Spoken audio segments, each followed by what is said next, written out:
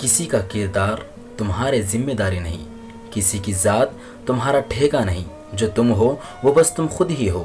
اپنے آپ پر زیادہ توجہ دو، لوگوں کے بارے میں زیادہ وہی سوچتے ہیں جن کی کوئی اپنی ذاتی زندگی نہیں ہوتی۔ خود پر یقین ہونا چاہیے، سہارے ہی تو بے سہارا کرتے ہیں۔ آپ خود ہی اپنے لیے بہترین دلاسے ہیں، بہترین دوست، بہترین دنیا اور مشکل وقت میں بہترین تھپکی جو آپ کو کبھی ہارنے نہیں دیتی۔ لوگوں کو کھونے سے نہ ڈرو، ڈرو اس بات سے کہ کہیں تم لوگوں کو خوش کرتے کرتے خود کو نہ کھو دو۔ کہتے ہیں کہ وقت کے ساتھ ہر زخم بھر جاتا ہے، مگر سچ تو یہ ہے کہ ہم درد کے ساتھ جینا سیکھ جاتے ہیں۔ تمہاری سب سے بڑی جیت پتہ ہے کیا ہے؟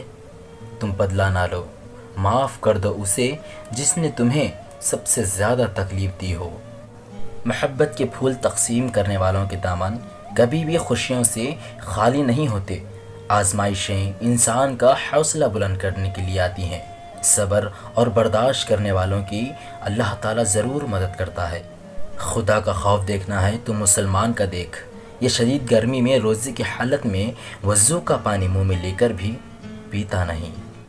ہمیشہ کے لیے کچھ نہیں ہوتا، اپنے آپ کو دباؤ کا شکار نہ بنائیں۔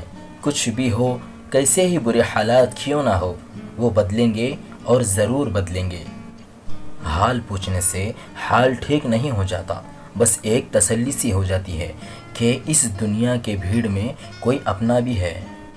زندگی نے بہت کچھ سکھایا، کتابوں نے بھی رہنمائی کی، لیکن انسانی رویوں نے جو سبق دیا، نہ تو وہ زندگی کے کسی ورق اور نہ ہی کتاب کے کسی صفحے پر تحریر تھی۔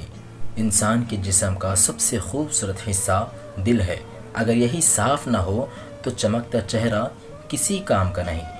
راستہ ایک ہی تھا، حضرت موسیٰ علیہ السلام گزر گئے اور فرعون ڈوب گیا۔ بھروسہ راستے پر نہیں اللہ پر کرو۔ ہمیں کب اور کہاں خاموش رہنا چاہیے؟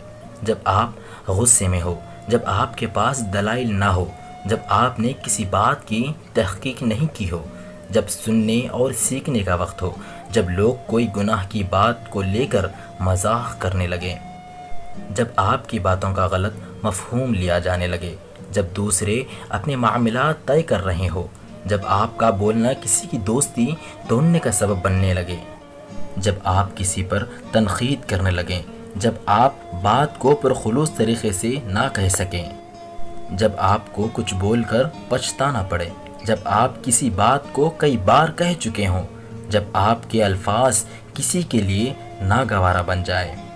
اسی لیے تو رسول اللہ صلی اللہ علیہ وسلم نے فرمایا، من صمت نجا، جو شخص خاموش رہا اس نے نجات پائی۔